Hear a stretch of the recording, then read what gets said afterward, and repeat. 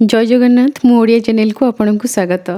सब काम सरला परे वर्तमान समय मिलला आपन सहित कथा हेबा पई सखाळु मु किछि शूट भी करने थिली पूजा आरंभ करबा पूर्वरु श्री गणेशंकर पूजा तो दुब प्रथमे दरकार दुब अँला गछ मूल जो फूल कुंड रे दुब लगा हेची सेठू ही भल जगार पवित्र जगार दुब पूजा सब बेले आनिबे गाधे सारा परे प्रथमे आचमन करिकी मोर घंटी पूजा शंख पूजा दीप पूजा अग्नि पूजा सब शेष करदेली तापरे घरे पंचदेवता गोटे घट बसैकी सेठी पंचदेवता पूजा भी करनेली तापरे मु बाहर आसिकी मोर सूर्य अर्घ्य देकी तापरे पूजा आरंभ कली। सूर्य अर्घ्य सब ठारू प्रथमे दिया जाए माने पंचदेवता कलश न बसैकी मध्य सूर्य अर्घ्य दि जाए।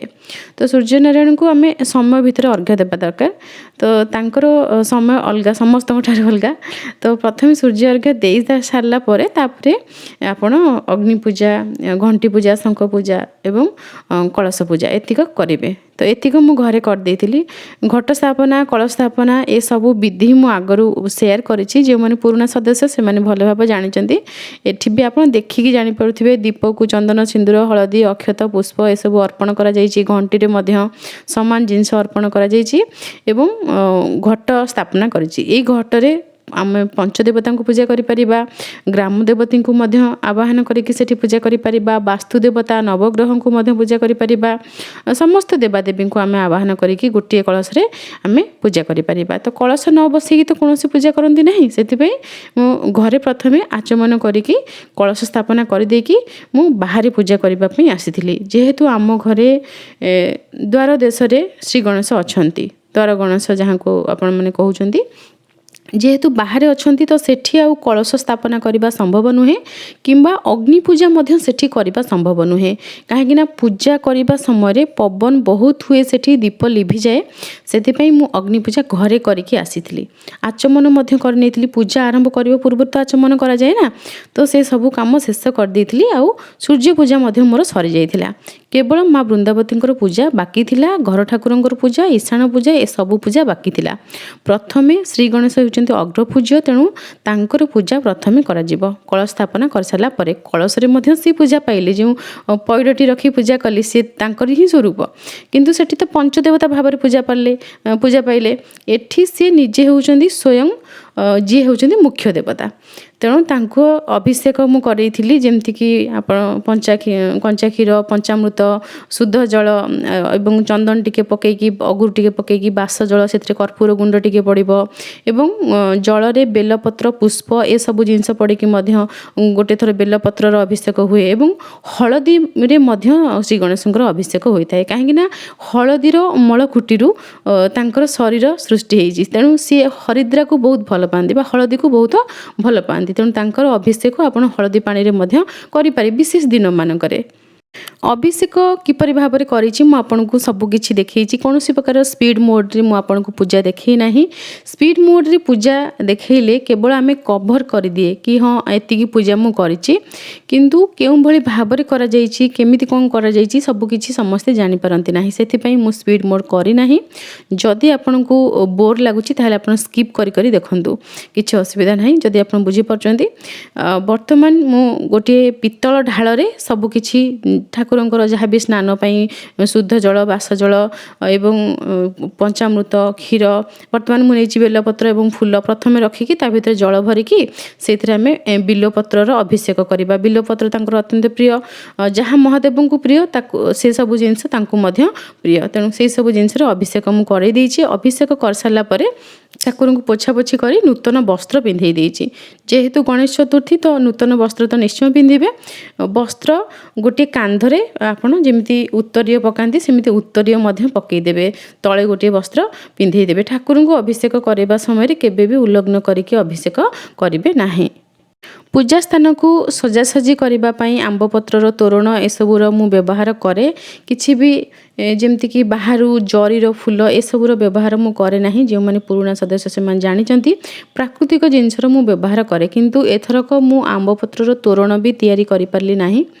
आपण माने जानिचंती पुओ छोट घरे केही भी नाहांती मो स्वामी मु दुईटी पिला तेणु परिस्थिति आप बुझीपारे तो बहुत कष्ट पूजा मु करिछि। ठाकुर को पैतारे आपण हलदी निश्चय लगेदेवे। धला रंगर पैता केवल महादेव को अर्पण करा जाए, अन्य देवतांकर हलदी लगी थाए। ठाकुर को वस्त्र और पैता किभली भाव पिंधे देछि सबकिछि आपन को गोटी गोटी करी देखिछि। जो माने नुआ नुआ पूजा करुछंती से माने आराम से पूजा जमती करि परिबे, शिखि परिबे, किछि असुविधा हेबो नै। से मन को हलदीर गुंड टिके पानी पकेकी ताकू मु गोळी देछि। ये हलदी देसी हलदीर गुंड जो खंड हलदी आसे ताकू गुंड करिकी बिक्री करछंती बहुत लोक। तो सेमिति आपण किणिकी आनी परिबे, नचेत खंड हलदी को बतुरेकी बाटिबाको पड़िबो। तो सेथिरे आपनको जदि समय अधिक अछि ताले आपण सेमिति मध्य करि परिबे। हलदी श्री गणेश को अत्यंत प्रिय, तेणु हलदी रे से बेस होंदी। बहुत दिन तळ गोटे कमेंट आसीथिला कि आमे पाषाण विग्रह, पाषाण कहिले पत्थरर विग्रह बा पत्थर मूर्ति केमिति आमे सुंदर भाबे तांको सजेई परिबे, बेस करि परिबा। तो एमिति हलदी और सिंदूर रे पाषाण विग्रह को सुंदर भाबे आपण बेस करि परिबे। नचेत आपण जेतेबेले चंदन को घोरिबे, से चंदन घोरिबा समय सेतिरे टिके कर्पूर पकेइबे। कर्पूरर गुंड एवं चंदन को घोरिकी आपण ठाकुर को बेस करिदेबे। चंदन रे कर्पूर पकेकी एकाठी जदि आपण घोरिबे ताहले चंदन टिकी मोटा हे जिवो, बहलिया हे जिवो। तो सेही मोटा मोटा चंदन को आपण गोल गोल करिके ठाकुर को मथा ऊपर रखि परिबे। जेमिति मु हलदी को रखिछि ठीक सेमिति ही रखि परिबे। सेही चंदन ऊपर आपण हरिद्रा बा हलदी लगे दे पारिबे एवं ता ऊपर सिंदूर एई भली भाबरे आपण ठाकुर को बेस करि परिबे। वर्तमान आपण देखि पड़ुथिबे हलदी को मु ठाकुर को देहरे लगे देछि गोल गोल करिके। आ बहुत सुंदर ठाकुर देखा जाउछन। ठाकुर को सुंडरे मस्तकरे एवं तांकर हृदय रे एवं आशीर्वाद मुद्रा करिसंती। तो आशीर्वाद मुद्रा जे हाथ रे रहिछि तांकर सेई डाहाण हाथ रे तांकर दक्षिण हाथ रे सेथिरे मध्य हलदी लगे देछि एवं चंदन सिंदूर मध्य सेही हलदीर मझी फांका जगह जोठी जेमति कि ठाकुर सुंदर देखा जिवे सेतिकी जेतिकी मु पारिछि जानि पारिली सेतिकी हिसाब रे करिछि। हुए तो आहुरी सुंदर के सजई पारि थांती किंतु समय रे स्वल्पता थिला तो जहाँ जेतिकी पारिछि सजैछि। वर्तमान आपन को जदि सुना जाउथिबो आम घर पाखरे मध्य श्री गणेशଙ୍କର पूजा करा जाउछि। राति रे सेठी कलश बुड़ेबा काम करा जाउछि। तो बहुत जोर बाजा काहाली घंट सब सुना जाउछि। एबे भी पूजा चली बहुत जगह आमे तो दिन दिन पूजा कर देइथिलु। तो राति रे पूजा हेले भी देखिबा पई आहुरी भल लागे। ठाकुर को आखिरी मु कला लगे दीची। कला लगेला परी ठाकुर बहुत सुंदर देखा गले मते पूरा जेमती कुनी कुनी आखिरे चाहिचंती सेमती। आउ ठाकुर को मुह देखि मते बहुत खुशी लागिला। मते भितरु बहुत खुशी लागिला कि हां ठाकुर बहुत सुंदर देखा जाउछन। एई भल लागिला। आपण मा निश्चय कहिबे ठाकुर केमती देखा जाउछंती। ठाकुरंकर पैता को मु एभली भाव ठाकुर को पिंधेछि जेमति कि फूलर हार पिंधाती ठीक सेमिति। एमिति पिंधेबार कारण हेउछि एठी बहुत पवन हुए तो फूल ता सहित कांधर जो वस्त्र प्राय सब उड़ी जाए पवन रे। तो पैता भी उड़ी जाए सेति पई पैता को एमिति मु रखिछि जेमति कि न उड़ीबो। तो सेति पई एमिति फूल हार जेमति पिंधंती ठीक सेमिति ही पैता को पिंधेइ देछि। कौनसी देवी हुंतु बा देवता हुंतु जेतेबेले तांको आपण हलदी लगेई देबे, हलदी ऊपर सिंदूर लगेई देबे, देखिबे रंग एते सुंदर देखा जिवो। हलदिया सहित लाल रंग बहुत सुंदर देखा जाए। आपण देखिके जानि पड़थिबे हलदी ऊपर सबुले सिंदूर लगेई देबे। चंदन जदि लगौजंती चंदन हलदीर करे करे साइड रे लगेबे। केबे भी हलदी तले रखिबेनी से बिल्कुल देखा ही जीव नाही। तो प्रथमे चंदन लगेबे ता मझी भाग रे हलदी ता ऊपर सिंदूर एई भली भाबरे आपण बेस करेबे बहुत सुंदर देखा जिवे ठाकुर। मूसा रहिचंती श्री गणेशଙ୍କର वाहन तांकर पाद देश रे रहिचंती किंतु बहुत छोट तो देखा जाउ नाहंती। सेत पे मूसी का हमर लुचि जाइचंती तांको मो रक्षा सूत्र अर्पण करथिली। सी चंदन सिंदूर सब लगेइचंती फूल मध्य अर्पण करथिली किंतु से देखा जाय नाहंती ठीक से। बहुत छोट पूरा कुनी हेकी आपण देखि पड़थिबे। ठाकुरଙ୍କର वस्त्र मु टेकिकी तांको मस्तक ऊपर रखिथिली जेमति कि मूसिका देखा जिवे किंतु बारंबार वस्त्र खसी जाउथिला। सेति पई बहुत जगह रे से देखा भी जाय नाहंती। ठाकुर को बेस कर सारा पर ठाकुर देहरे टिके अतर लगे देछि जेमति कि आमे सब बेस हो सारा पर टिके परफ्यूम यूज करे सेंट लगाए टिके बास्ना पाई ठीक सेमिति ही लगे देछि। छोट पिला माने मध्य श्री गणेशଙ୍କର पूजा करिथांती। विद्या एवं ज्ञानर देवता बोली तांको पूजा करिथांती। सेति पई झियो मध्य फूलहार ठाकुर को पिंधि देछि। अळा पत्र बेलपत्र दुब पुष्प ए समस्त जिनिस रे श्री गणेशଙ୍କର मु पूजा करिछि किंतु विभिन्न प्रकार पत्र रे श्री गणेश गणेशଙ୍କର ପୂଜା କରାଯାଇଥାଏ। ବହୁତ ଗୁଡ଼ିଏ ପତ୍ର ଲାଗିଥାଏ, ସେ ବିଷୟରେ ମଧ୍ୟ ମୁଁ ଭିଡ଼ିଓ ସେୟାର କରିଛି କେଉଁ କେଉଁ ପତ୍ର ଶ୍ରୀ ଗଣେଶଙ୍କ ପୂଜାରେ ଲାଗିଥାଏ। ଶ୍ରୀ ଗଣେଶଙ୍କ ପୂଜାରେ ତୁଳସୀ ପତ୍ର ମଧ୍ୟ ଲାଗେ, ତାଙ୍କର ଅଙ୍ଗ ପୂଜାରେ ଲାଗିଥାଏ, କିନ୍ତୁ ଗୃହସ୍ଥମାନେ ଦିଅନ୍ତି ନାହିଁ। ବର୍ତ୍ତମାନ ଆପଣ ଦେଖିକି ନିଶ୍ଚୟ କହିବେ ଶ୍ରୀ ଗଣେଶ କେମିତି ଦେଖାଯାଉଛନ୍ତି।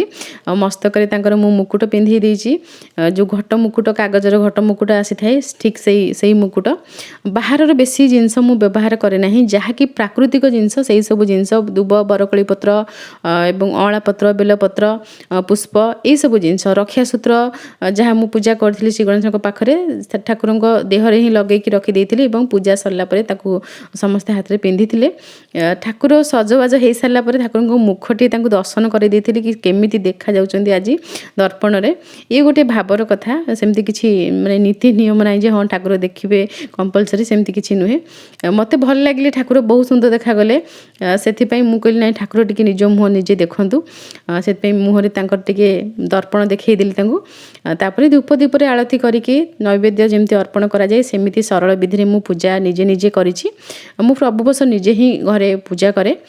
ଆମର ଏଇଠି ସେମିତି ନାହିଁ ଯେ ହଁ ସବୁବେଳେ ହୋମ ଇତ୍ୟାଦି କରାଯିବ। ତା ସହିତ ଆମ ଘରେ ଦକ୍ଷିଣାୟନ ସମୟରେ ସେମିତି କିଛି ହୋମ ଏସବୁ କରାଯାଏ ନାହିଁ, ଉତ୍ତରାୟଣର ସମୟରେ କରାଯାଇଥାଏ। ସେଥିପାଇଁ ମୁଁ ନିଜେ ନିଜେ ପୂଜା କରେ। ସବୁ ବର୍ଷ ଆପଣମାନଙ୍କ ସହିତ ପୂଜା ସେୟାର କରେ।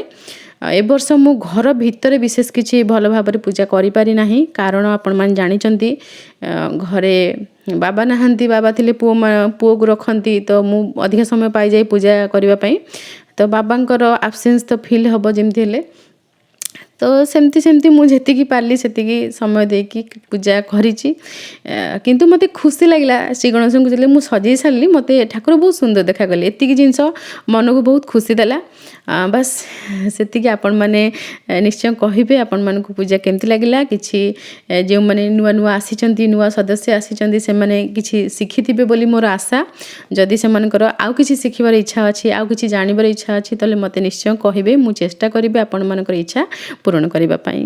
ପ୍ରତ୍ୟେକ ପୂଜା ଆରମ୍ଭ କରିବା ପୂର୍ବରୁ ଶଙ୍ଖ ବାଜେ। ଠାକୁରଙ୍କର ବର୍ତ୍ତମାନ ମୁଁ ଆଳତି କରୁଛି, ତ ନିଜ ହାତରେ ଅକ୍ଷତ, ଦୁବ, ବରକୋଳି ପତ୍ର, ପୁଷ୍ପ ନେଇକି ଠାକୁରଙ୍କର ପ୍ରତ୍ୟେକ ଅଙ୍ଗରେ ପକେଇକି ହୁଳହୁଳି ପକାଉଛି ମୋ ପାଟିରେ। ଯେହେତୁ ଭଏସ୍ ଅଫ୍ ଅଛି ତ ଆପଣ ଏସବୁ ଶୁଣିପାରୁନାହାନ୍ତି। ଏସବୁ ମୁଁ କହିଦେଉଛି ଏଇଥିପାଇଁ ନୂଆ ପିଲାମାନେ ଯେଉଁମାନେ ନୂଆ ପୂଜା ଆରମ୍ଭ କରୁଛନ୍ତି, ତ ସେମାନେ ହୁଏତ ଜାଣିପାରିବେ ନାହିଁ କି ଏ ସମୟରେ କ'ଣ କରାଯାଏ।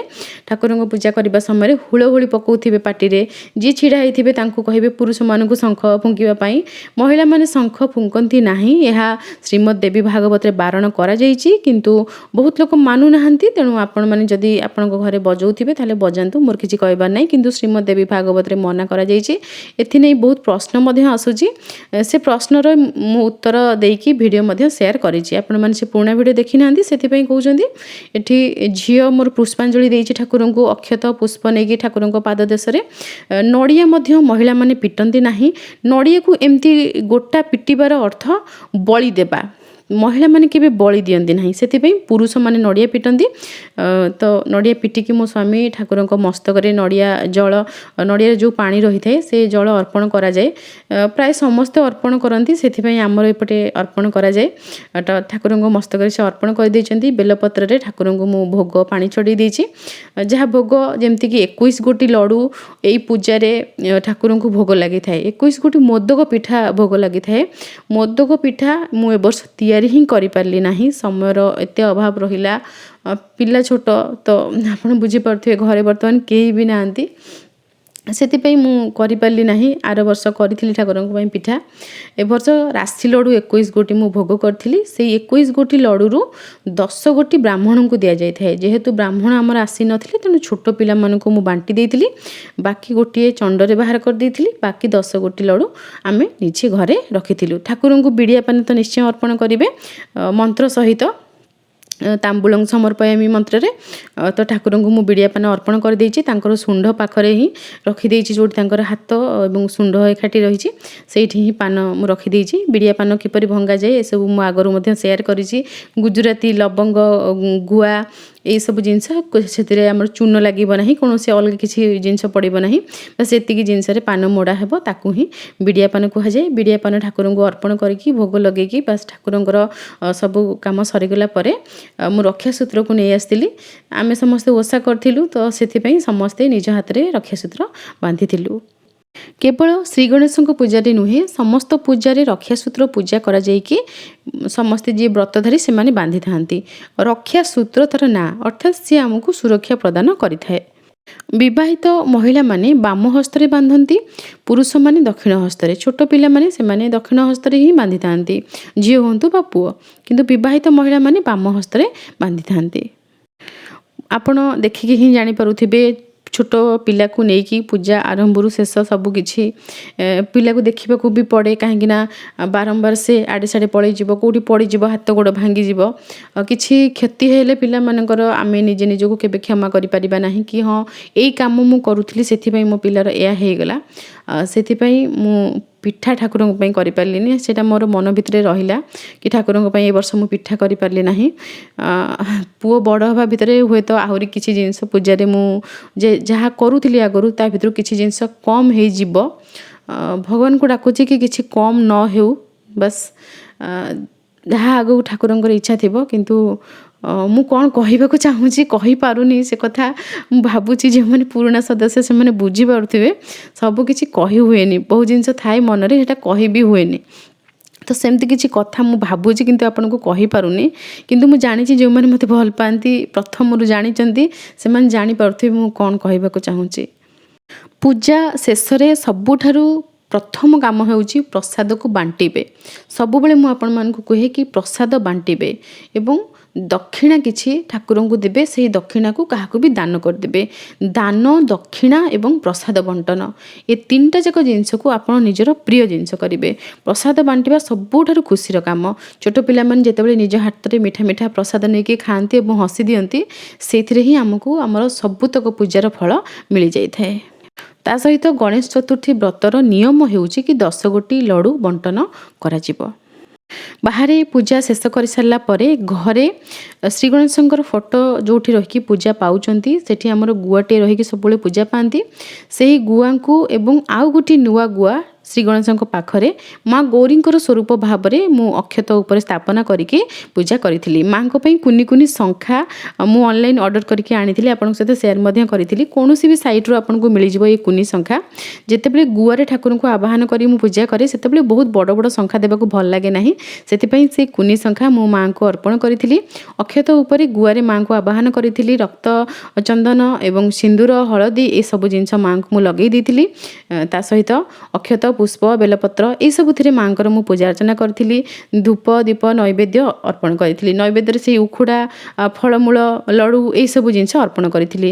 ଘରେ ମୁଁ ସବୁ ଜିନିଷ ଭଲ ଭାବରେ ସୁଟ୍ କରିପାରି ନାହିଁ। ଦକ୍ଷିଣା ସେଠି ରଖା ହେଇଛି ବାମ ପାର୍ଶ୍ୱରେ, ଆପଣ ଦେଖିପାରୁଥିବେ। ତ ଠାକୁରଙ୍କୁ ପୂଜା ଶେଷରେ ଦକ୍ଷିଣା ଅର୍ପଣ କରିଥିଲି। ସବୁକିଛି ମନ୍ତ୍ର ସହିତ ପୂଜା ସବୁବେଳେ କଲେ ମନ୍ତ୍ର ମନେ ରହିଯିବ, ତ ବହି ଏସବୁ ଦେଖିବାକୁ ପଡ଼େ ନାହିଁ। ମୁଁ ସଂକଳ୍ପ ମଧ୍ୟ କରିଥିଲି। ମୁଁ କିଛି ଜିନିଷ ସୁଟ୍ କରିପାରିନି ପୂଜା ଘରେ କରିବା ସମୟରେ। ଅସୁବିଧା କ'ଣ ଆପଣମାନେ ଜାଣିଛନ୍ତି, ଯେଉଁମାନେ ପୁରୁଣା ସଦସ୍ୟ। ନୂଆ ଯେଉଁମାନେ ଆସିଛନ୍ତି ସେମାନେ ଜାଣିନାହାନ୍ତି। ଘରେ କିଛି ଅସୁବିଧା ରହିଛି। ମୋ ପୁଅ ବହୁତ ଛୋଟ, ତା ସହିତ ଆଉ ଘରେ କେହି ସଦସ୍ୟ ନାହାନ୍ତି। ମୋ ଶ୍ୱଶୁର ଏବେ ଚାଲିଗଲେ। ଶାଶୁମା ଏବେ ଏଠି ନାହାନ୍ତି ଆମ ପାଖରେ, ବାହାରେ ରହୁଛନ୍ତି, ଓଡ଼ିଶା ବାହାରେ ଅଛନ୍ତି। ତ ଆମେ ଏକୁଟିଆ, ତ ସେଥିପାଇଁ ଟିକେ ଅସୁବିଧା ହେଉଛି। ଯେଉଁମାନେ ନୂଆ ସଦସ୍ୟ ସେମାନଙ୍କ ପାଇଁ କହୁଛି। ତ ଯାହା ଯେତିକି ପାରିଥିଲି, କାହିଁକିନା ଘର ଠାକୁର ବି ଅଛନ୍ତି, ଅନ୍ୟ ଠାକୁର ସମସ୍ତଙ୍କର ସେବା ବି କରିବାର ଅଛି। ତ ସେତିକି ଭିତରେ ମୁଁ ଘରେ ଗୁଆରେ ହିଁ ଶ୍ରୀ ଗଣେଶ ଏବଂ ମା ଗୌରୀଙ୍କୁ ଆବାହନ କରିକି ଗୌରୀ ଗଣେଶଙ୍କୁ ପୂଜା କରିଥିଲି। ଆଜି ଯେଉଁ ପୂଜାବିଧି ମୁଁ ଆପଣଙ୍କ ସହିତ ସେୟାର କରିଲି, ଯେଉଁମାନେ ପୁରୁଣା ସଦସ୍ୟ ସେମାନେ ସବୁକିଛି ବୁଝିପାରିଥିବେ। ଯଦି ଆପଣ ମୁଁ ଓଡ଼ିଆକୁ ନୂଆ କରି ଆସିଛନ୍ତି, ପ୍ରଥମ ଥର ଆସିଛନ୍ତି, କିଛି ବି ଜିନିଷ ଆପଣ ବୁଝିପାରିଲେ ନାହିଁ, ଯେମିତିକି ଆଚମନ ହେଲା, ସଂକଳ୍ପ ହେଲା, କିଛି ବି ଆପଣ ମୋତେ କମେଣ୍ଟରେ ଲେଖିବେ। ମୁଁ ଆପଣଙ୍କୁ ପୁରୁଣା ଭିଡ଼ିଓର ଲିଙ୍କ୍ ଦେଇଦେବି। ଯଦି ସେ ଭିଡ଼ିଓ ଚ୍ୟାନେଲରେ ନାହିଁ, କିଛି ଜିନିଷ ଆପଣ ବୁଝିପାରିନାହାନ୍ତି, ଆପଣଙ୍କୁ ବୁଝେଇବା ପାଇଁ ମୁଁ ଆପଣଙ୍କ ପାଇଁ ସ୍ପେଶିଆଲି ଭିଡ଼ିଓ ସେୟାର କରିଦେବି। କିଛି ବି ଜିନିଷ ଠାକୁରଙ୍କର ବେଶ କରିବା ଠାରୁ ଆରମ୍ଭ କରିକି ଆଉ ଯାହା ବି ଜିନିଷ ରହିଲା, ଭୋଗ ପାଣି ଚଢ଼େଇବା ପର୍ଯ୍ୟନ୍ତ ବିଭିନ୍ନ ପ୍ରକାରର ଜିନିଷ ରହିଛି, ଯାହାକି ଯେଉଁମାନେ ନୂତନ ସଦସ୍ୟ ଆସୁଛନ୍ତି, ନୂଆ ନୂଆ ଆସୁଛନ୍ତି, ସେମାନେ ଜାଣିପାରୁନାହାନ୍ତି। କଦଳୀ ଗଛ କାହିଁ ଥିଲା କି ଆଉ କିଛି ବି ପ୍ରଶ୍ନ ମନରେ ଅଛି, ଆପଣ ଆପଣଙ୍କର ପ୍ରଶ୍ନ ନିଶ୍ଚୟ ଲେଖିବେ। ଶ୍ରୀ ଗଣେଶ ହେଉଛନ୍ତି ଅଗ୍ରପୂଜ୍ୟ। ସମସ୍ତ ପୂଜାରେ ପ୍ରଥମେ ତାଙ୍କର ପୂଜା କରାଯାଇଥାଏ ଏବଂ ପଞ୍ଚଦେବତାଙ୍କ ମଧ୍ୟରେ ସେ ଅନ୍ୟତମ। ତେଣୁ ଶ୍ରୀ ଗଣେଶଙ୍କୁ ଆପଣ ନିଜର ଇଷ୍ଟ ଦେବତା ଭାବରେ ଗ୍ରହଣ କରିପାରିବେ। ଶ୍ରୀ ଗଣେଶଙ୍କର ପୂଜା ଆପଣ ଯେଉଁ ସ୍ଥାନରେ କରିବେ ସେ ସ୍ଥାନରେ କୌଣସି ପ୍ରକାରର ଭୟ ରହିବ ନାହିଁ। ଦକ୍ଷିଣ ଏବଂ ପଶ୍ଚିମ ଅଭିମୁଖୀ ହୋଇକି ଶ୍ରୀ ଗଣେଶ ଯଦି ବସିଥିବେ ତାହେଲେ ଆପଣଙ୍କ ଘରକୁ କୌଣସି ପ୍ରକାରର ଖରାପ ଶକ୍ତି ଛୁଇଁ ପାରିବ ନାହିଁ। ଓଂ ବକ୍ରତୁଣ୍ଡ ମହାକାୟ ସୂର୍ଯ୍ୟକୋଟି ସମପ୍ରଭଂ ନିର୍ବିଘ୍ନଂ କୁରୁ ମେ ଦେବ ସର୍ବକାର୍ୟେଷୁ ସର୍ବଦା। ଓଂ ଗଙ୍ଗଣପତୟେ ନମଃ। ଆଜି ପାଇଁ ରହୁଛି। ଜୟ ଜଗନ୍ନାଥ।